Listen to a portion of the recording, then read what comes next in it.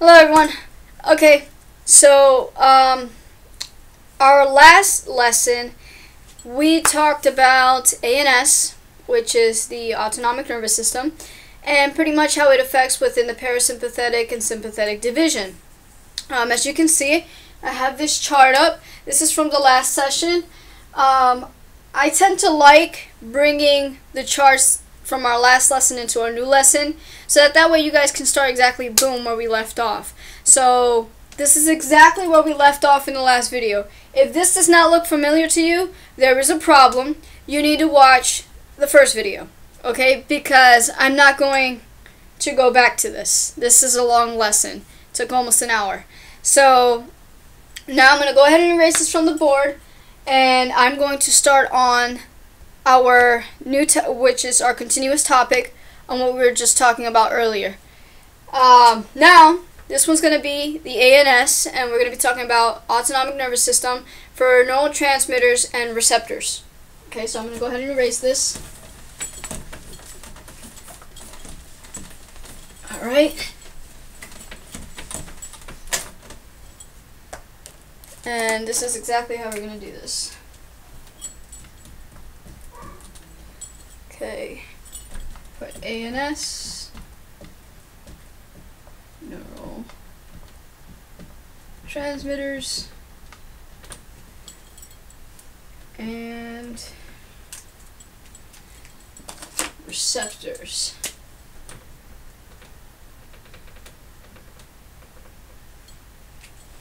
Alright. So ANS, neurotransmitters and receptors. Okay, first, we're going to be talking about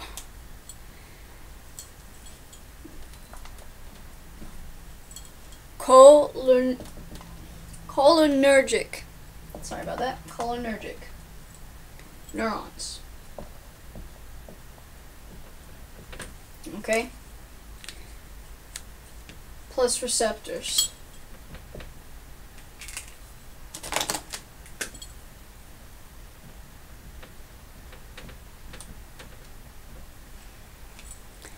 Okay.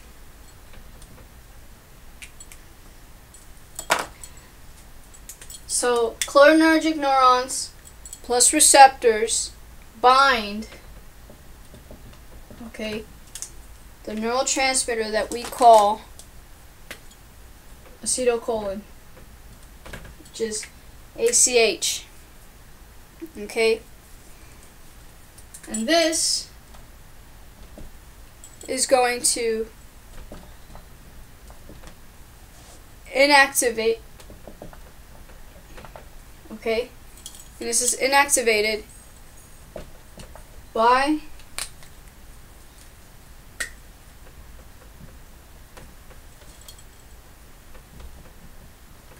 acetylcholine E. Okay, I'm going to go into this in further detail, okay? So just kind of just hang with me there. If it sounds a little confusing, you're going to understand it, trust me. Okay, we have something called a nicotinic, or nicotinic, sorry about that, nicotinic receptor. Okay.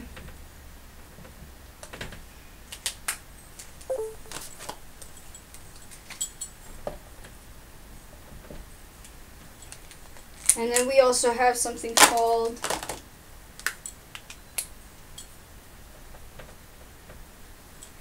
a muscarinic receptor.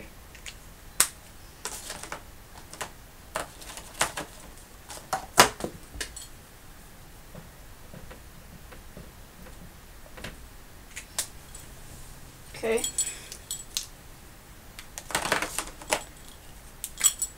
We're going to have another one, which is B.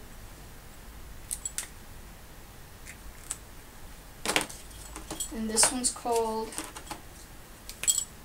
the damn, these are hard. These words are getting harder and harder by the minute. adrenergic neurons. Adrenergic. There we go. Adrenergic neurons. Okay.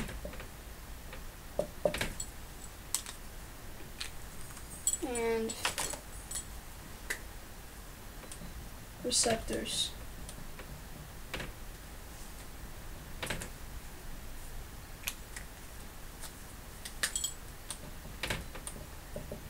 Okay, and these are going to bind to norepinephrine. Okay. And epinephrine. Pretty much what it's going to do. It's going to be inactivated.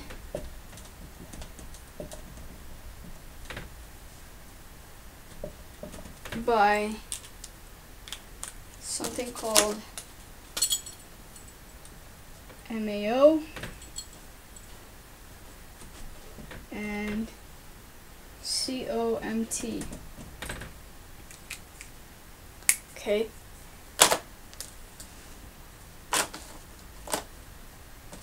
Go ahead and write this down because there's two things that happen here. You have an alpha and you have a beta.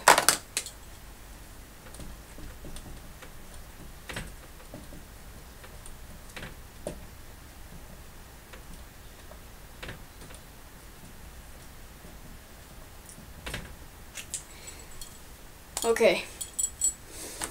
Some of you guys are looking at that. Well, what's MAO and what's COMT? Okay, MAO stands for monoamine oxides, and COMT stands for catechol O methytransferase. I'm gonna actually write that up here because I want you guys to have that information. So let me go ahead and do that now. Okay. So let's go ahead and put that here. MAO equals monoamine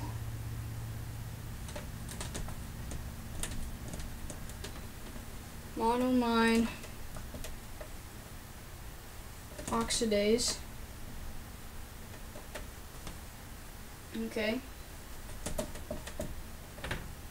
And then this one, I'm going to write out what it is.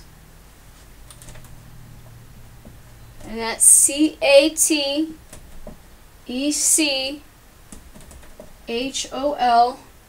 Okay, you're going to put a little dash here, you're going to put O.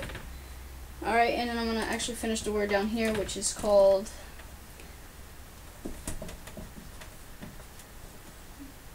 methytransferase.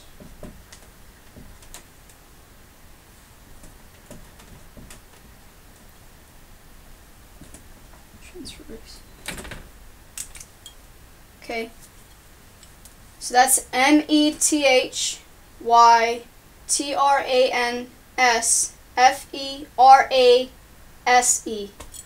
That's this word down here. Okay, just rewind it if you want to hear how it's spelled again. So what do we have here exactly? That looks like a lot of stuff, right? Well, kind of is. So we're actually going to be going over it in a little bit further detail so that way you can understand it a lot better.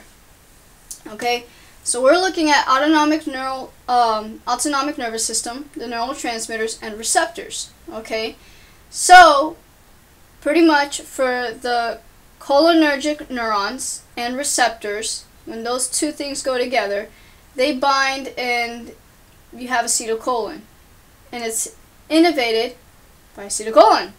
Okay, nicotinic is the receptor, so you have two receptors here. You have one called nicotinic and you have another one called muscarinic receptors.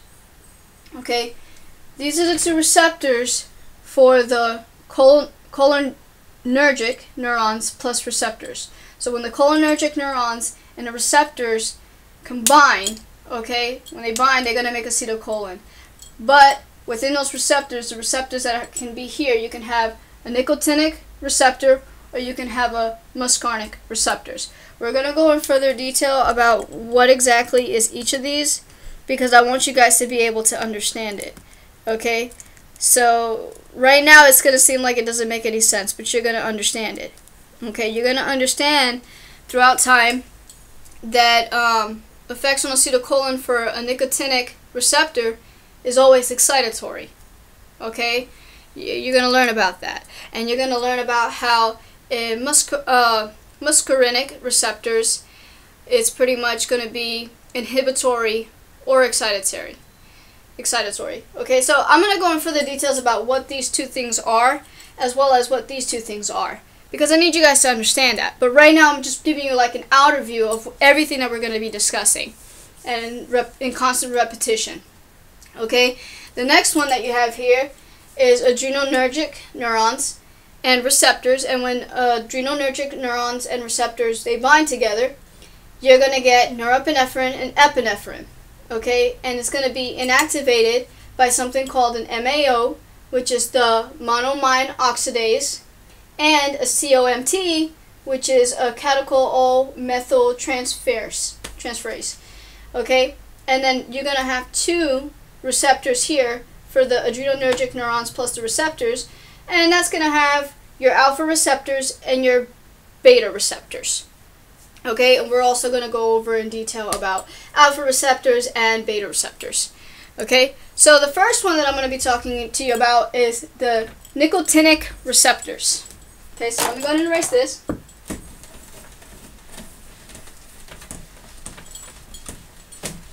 By the end of this lesson, you're going to know what these mean. Okay? So we have nicotinic receptors. Okay? And these are found on bullet point right here. These are found in all post-ganglionic neurons. Okay? Again, this lesson is going to be very difficult for you to keep up with me if you didn't watch the first video, because I'm going to need you to understand post-ganglionic neurons and pre-ganglionic neurons. And I'm not going to go over explaining that in this lesson. So if you really don't understand what I'm talking about, you need to watch the first video, because that's going to help you immensely. So anyway, the nicotinic receptors all are found on all post-ganglionic neurons. Okay? And this is going to be the first synapse area. Okay? Synapse area of both a sympathetic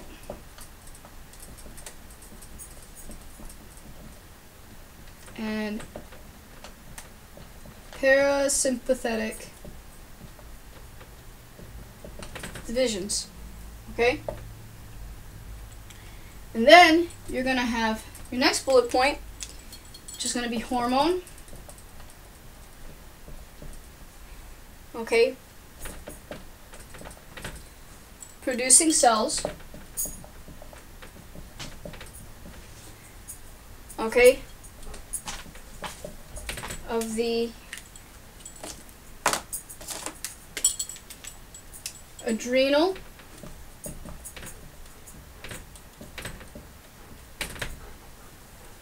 medulla. Okay? So you're going to have a hormone producing cell of the adrenal medulla. Okay? And this is going to affect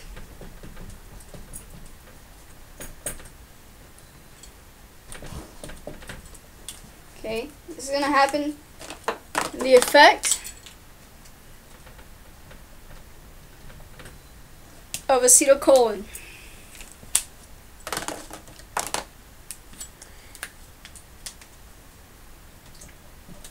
At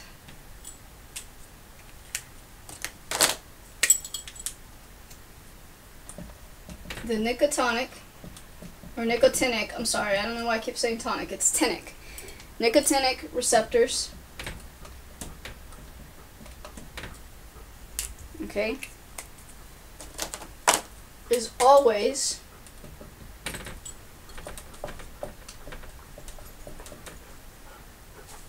okay, I'm going to underline this in red, is always excitatory. Okay, so let's go ahead and review this. Okay, so we're talking about nicotinic receptors. They're found on all postganglionic neurons, okay, and it's the first synapse area of both the sympathetic and the parasympathetic divisions. Okay, the hormone producing cells, okay, nicotinic receptors are hormone producing cells of the adrenal medulla, okay, and it's going to be effects of acetylcholine at the nicotinic receptors is always excitatory. Okay, so this is essential for you to remember. This part right here. This part right here with the little stars is that effect of acetylcholine at nicotinic receptors is always going to be excitatory. Okay? Always. No buts, if, or ors. Okay? So this is pretty much it broken down in nicotinic receptors. Okay? They're all found here. Keywords is that they're all going to be found in the postganglionic neurons. It's going to be the first synapse area for both the sympathetic and the parasympathetic. It's going to be a hormone producing cell, okay, of the adrenal medullas, okay, and it's going to be effects of acetylcholine at nicotine receptors is always excitatory. Okay? Can't get more clear than that. So now I'm going to talk about the other one.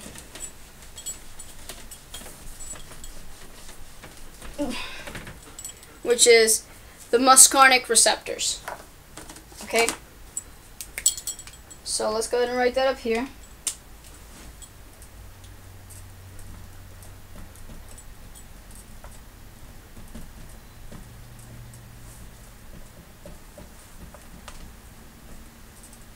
Muscarinic receptors. Okay? And these are found on first bullet point here. All effector cells.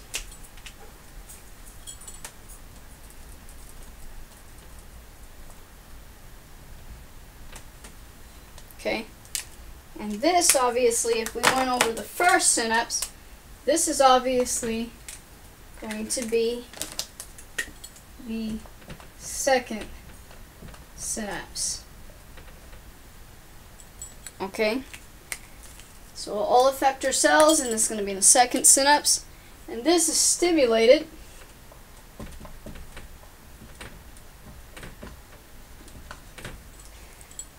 by parasympathetic fibers.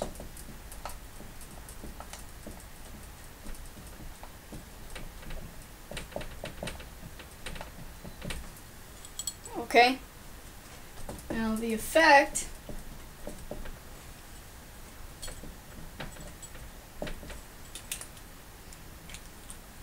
of acetylcholine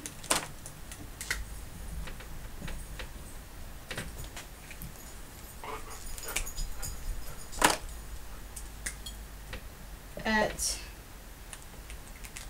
muscarinic receptors, okay,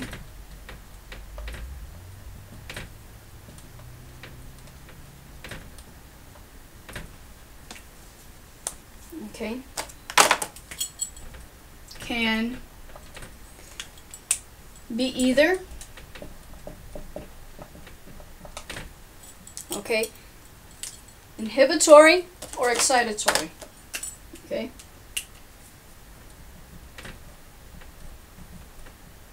Inhibitory or excitatory. Okay? And here, it depends on the receptor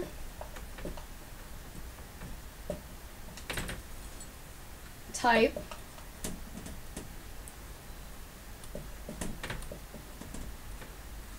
of the target organ. Okay?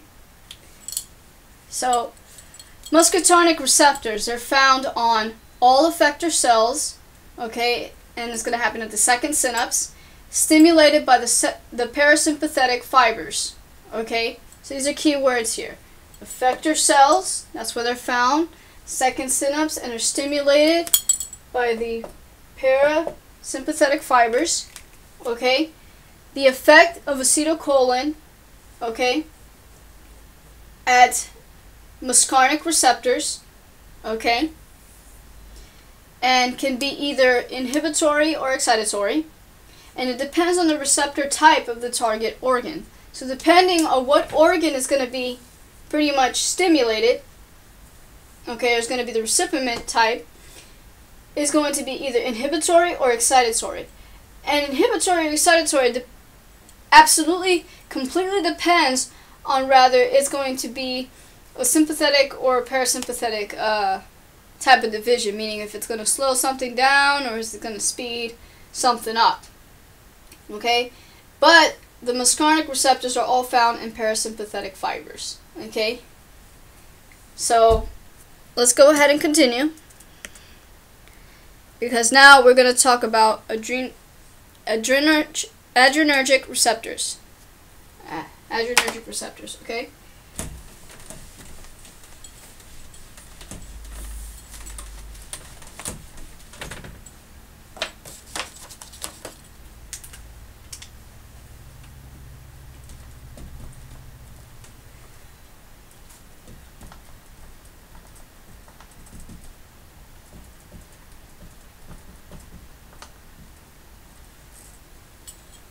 Okay.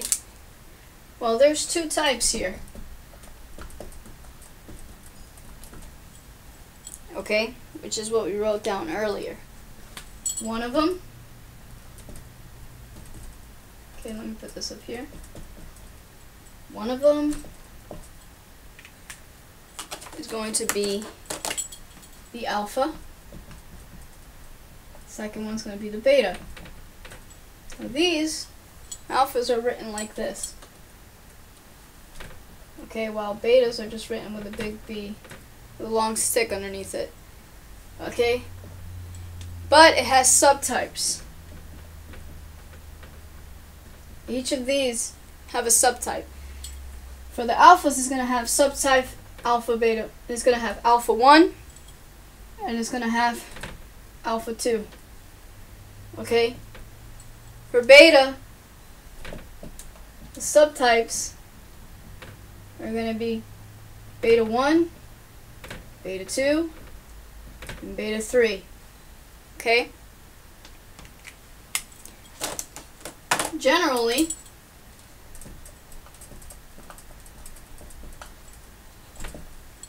okay, you have an alpha 1, okay, and a beta 1 put together. Okay, these are going to make whatever's going to be stimulated excitatory. Okay, so anytime you combine an alpha and a beta, okay, so alpha 1 and beta 1 together, you're going to get an excitatory effect. Okay? And I'm going to explain this in a lot better detail in a couple of minutes. Okay? Because now if you have, for example, alpha 2 and beta 2, okay, you have these two together,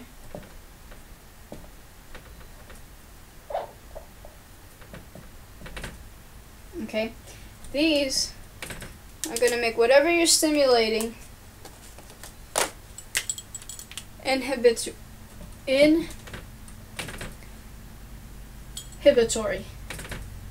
Okay? Okay, inhibitory is going to be to kind of calm it down. Excitatory is obviously going to be like, build it up. Okay? Now for B3, you guys are wondering what B3 does.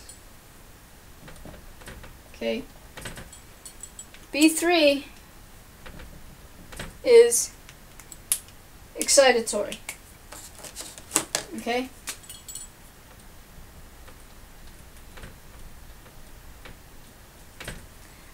Okay? And it's going to stimulate, okay? Stimulates thermogenesis. Okay? Thermo, temperature. Okay? And there's another thing I want to put here, okay? Because this is important for you to remember. It says, and it goes like this. It depends on the receptor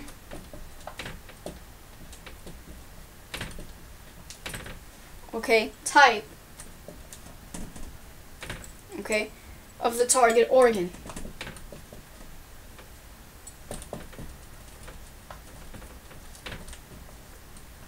Okay?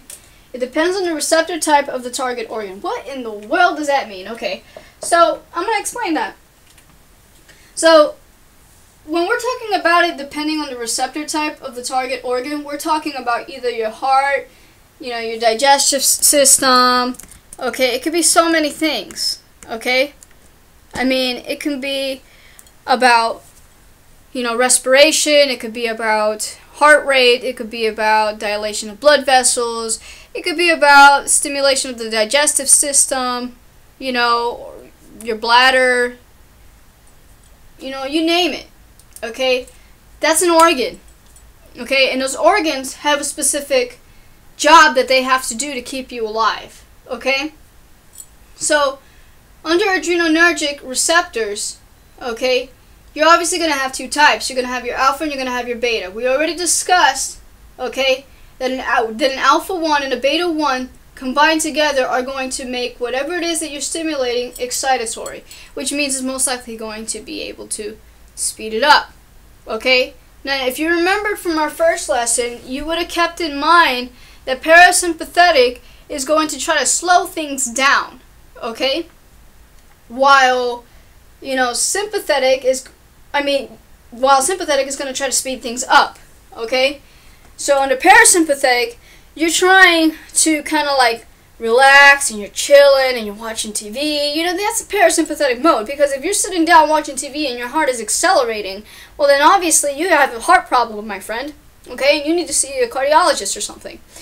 But under a sympathetic division, if let's say that you are under an emergency, or there's a fire in a building, or you hear an explosion or something, your heart's going to accelerate. That's appropriate because you're in an intense situation, and it goes back to our ease, okay? So it goes back to that chart that I showed you in the first lesson that I gave with all of this. Now, one of the things that I really want to get back into is that you're going to see sometimes that I'm going to have to go back to the first lesson to kind of explain in further detail this second lesson. So it's necessary. Okay? So for example, when an alpha and a beta 1 are combined together, you have an excitatory. Okay? It's going to kind of like speed things up. So obviously, if I speed up the heart, okay, what kind of division is it going to be under? Is it going to be under parasympathetic division, or is it going to be under sympathetic division? It's going to be under sympathetic division, right? Because sympathetic division is going to cause the heart to accelerate. Okay? However, don't get this mixed up. I can still be in parasympathetic division, okay, and have an excitatory response, such as like the digestive system. Because under your digestive system, under a parasympathetic division kind of scenario, your organs are actually, or your stomach is going to be able to digest things a lot faster, okay? Because obviously under sympathetic mode, your stomach is going to actually close up. Okay, so it's not going to function as fast. Okay, so that's exactly what I'm talking about excitatory. It's essential for you to remember that. But you need to remember that obviously when an alpha and a beta 1 are combined, no matter what you do, it's going to be to cause some type of excitatory effect. And obviously it's going to depend on the receptor type of the target organ. Because depending on what is it that you're targeting for excitatory is going to actually let you know what division you possibly might be under. Okay? Makes sense? You're going to be either under parasympathetic or you're going to be under sympathetic. Now, when you're talking about this, when you're talking about beta, okay, we're going to get there, okay? There's obviously 3 subtypes. You have a B1, B2, and B3, okay? Beta 1, beta 2, beta 3, okay? Now, specifically, when you combine an alpha 2 and a beta 2, you're going to get an inhibitory effect. Inhibitory effect is going to be to slow things down, to calm it down. Obviously, that's also going to tell you what division you're under, whether you're under sympathetic division or you're under parasympathetic division. For example, your heart. I'm going to go back to your heart because your heart organ is actually a great thing to talk about. And your digestive system is another one. It's a great way for you to understand this, okay? So obviously under inhibitory, okay, which is obviously going to be caused under your adrenergic receptors, you're going to have an alpha 2 and a beta 2 combined. It's going to make an inhibitory effect, and depending on which organ is receiving it, so let's say that I'm actually having an organ to receive is the heart, and I'm going to have an inhibitory target effect to the heart, okay? So what's going to happen to the heart? It's going to slow it down, right? So obviously you're going to be under which division? You're going to be under sympathetic division, right? You're not going to be under parasympathetic division under an inhibitory effect, okay? Because that would have to mean that under a sympathetic division, okay, your heart, instead of speeding up, it's slowing down. That makes no sense at all, okay? Because you already know that under sympathetic division, your heart's most likely going to what? Accelerate, okay? Because it increases your heart rate. It doesn't slow it down, okay? That only happens under parasympathetic division. So that's why it depends on which receptor of the target organs these things are occurring in. Now B3, which is a beta 3, is excitatory, okay? But it stimulates thermogenesis, okay? And thermogenesis is pretty much, well, you know thermal, right? Thermo is obviously your temperature, okay? So now what I'm going to be doing is that I'm going to do a chart, okay, explaining this in even more further detail, because I know that at first when you're introduced to it, it's very confusing. So in this chart, I'm going to put the divisions. I'm going to put a sympathetic and I'm going to put a parasympathetic, and then I'm going to put a postganglionic receptor, okay, and then the effector receptors, how it's excitatory and which one's inhibitory, okay? So let's go ahead and get started. Definitely remember this, okay, though? And I'm going to put even a side note right here. If you have a hard time remembering the fishy. I'm going to put A1 and B1. And I'm going to put an addition sign, which means excitatory, okay? And then I'm going to put A2, and I'm going to put B2, and put a little minus sign. These two are going to make inhibitory, okay? Just as a friendly reminder. Okay, so I'm going to go ahead and erase this. If you need to go back, please, please, please, please, please, rewind it and just take a look at it, so make sure you have it.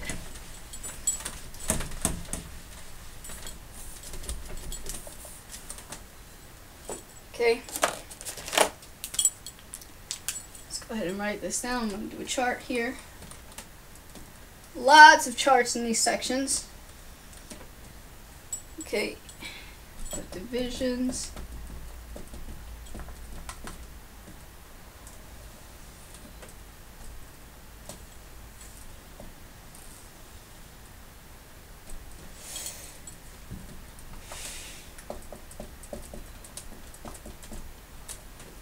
First one I'm going to do is sympathetic right here. Okay. Do that. I'm going to leave this section blank, okay, and then I'm going to put parasympathetic, okay. Here, I'm going to put post-ganglionic receptor.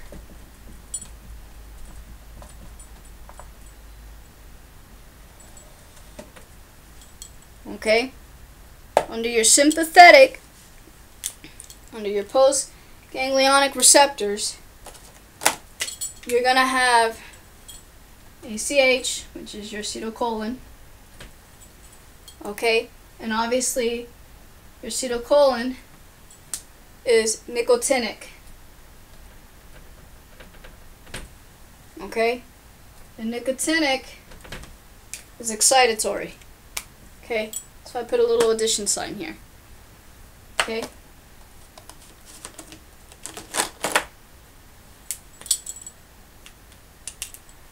The next one line here, I'm going to put effector receptors.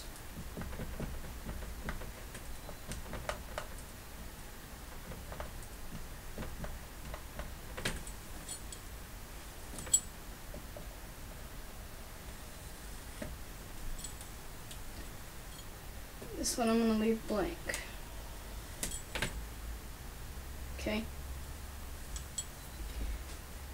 I'm going to put excitatory.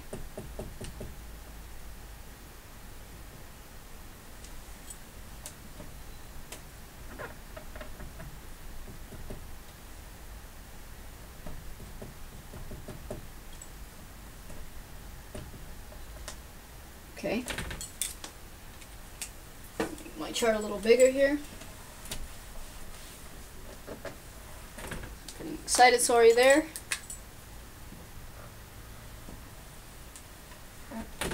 Okay, and then I'm going to put inhibitory.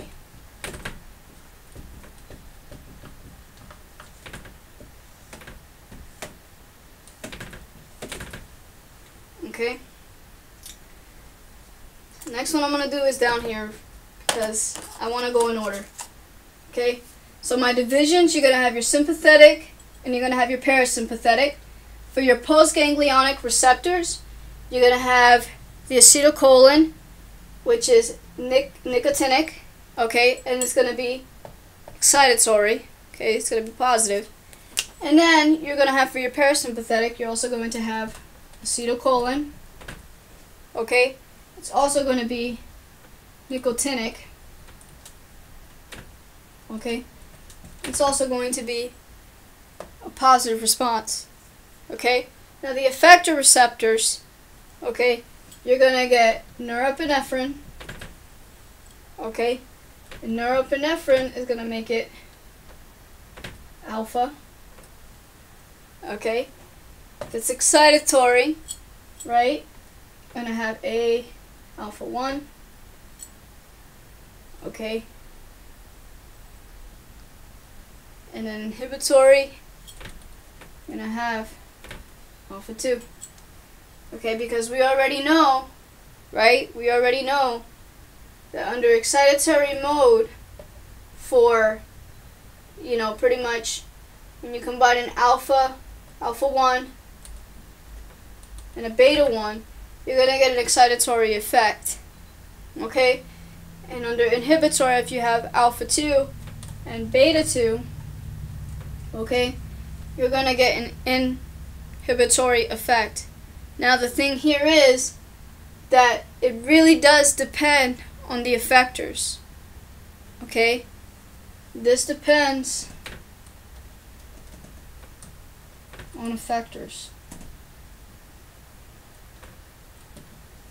They both do.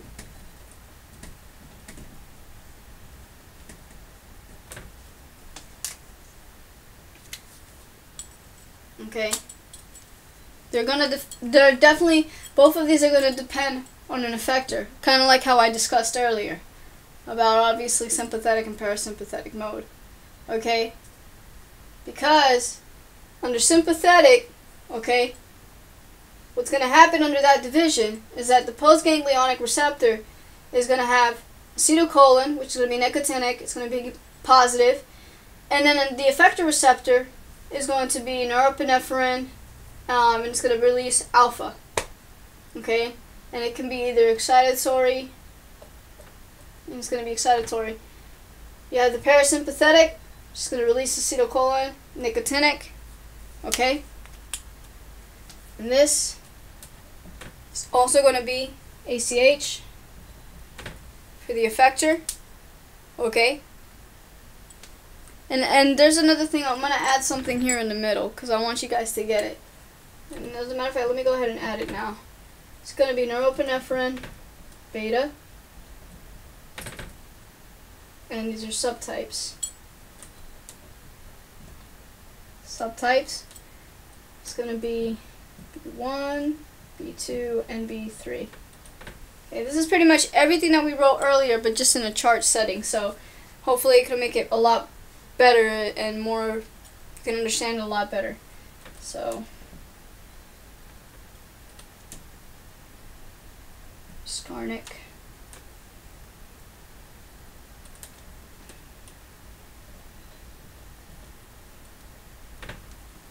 Okay, let's go ahead and explain this a little bit further. So under your sympathetic, okay, obviously your postganglionic receptor is going to be acetylcholine, it's going to be nicotinic, it's going to be positive. The effector receptor is going to be norepinephrine, it's going to make it an alpha. Okay, and under the subtypes, you're going to have alpha 1 and alpha 2. Okay, because as we explained earlier, alright, under that, the subtypes was already obviously alpha 1 and alpha 2. For beta, it was beta 1, beta 2, and beta 3.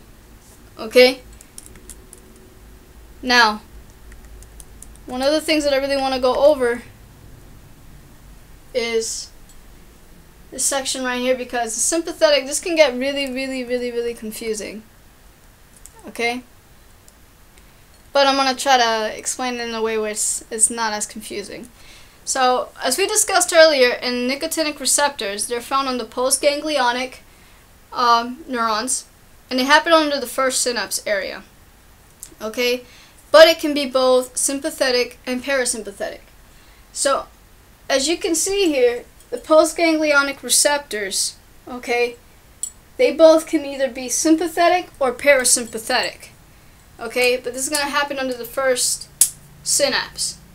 Okay, and obviously we know that the hormone producing cell is of the adrenal medulla, and it's going to affect acetylcholine at nicotinic receptors is always excitatory. Okay, so effects of acetylcholine at nicotinic receptors is always excitatory. That is why I put a plus sign there. Okay? Because anytime something is nicotinic, it's most likely going to be positive. Okay? It's going to release acetylcholine. So obviously, as you can tell here, these are both exactly the same. I mean, if it's under the sympathetic division, it's going to release acetylcholine. And if it's under parasympathetic division, under the postganglionic receptor, it's going to release acetylcholine as well. And it's going to be nicotinic. And they're still going to be both excitatory. Now, under the effector receptors, okay, we learned that the effector receptors usually happen on the second synapse, which is, you know, it can be the muscarinic receptors, if you want to put it that way. So what happens here is a little different. This is where you actually see a difference in sympathetic and parasympathetic division under the effector receptors. Okay? Because under sympathetic, you're going to get norepinephrine, okay, which is going to require an alpha. Okay? Now obviously, if it's excitatory, it's going to have an alpha 1. If it's inhibitory, it's going to have an alpha 2. Okay? Now, under the effector receptors, you notice I left that blank. There's a reason for that. Because norepinephrine beta, you're going to need to have a combination of these two things. Okay? You're going to need a combination of this. Okay? This is going to make it negative and this is going to make it positive. Okay? The reason why I left that blank is because it's a great way for me to explain this. So you have norepinephrine, which is your beta, and you have subtypes. You have beta 1, beta 2, and beta 3. For excitatory, okay, adding an alpha 1 and a beta 1 is going to make it excitatory. That's why I put excitatory up here. But obviously it depends on the effectors, okay? Because it depends on which organ is receiving this stuff. Inhibitory, you're going to need an alpha 2 and a beta 2, and it depends on the effectors, again, alright? Now for parasympathetic, this is something I really want to get at, okay? For the parasympathetic, we already know that acetylcholine will give nicotinic, and it's going to make it positive, which is going to make it excitatory. Then under the effector receptors, you're going to have something called the muscarinic receptors, okay?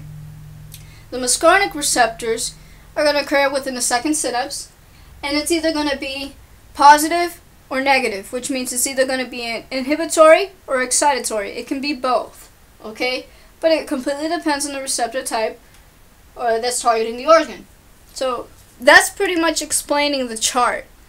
That's the best way I can really explain it.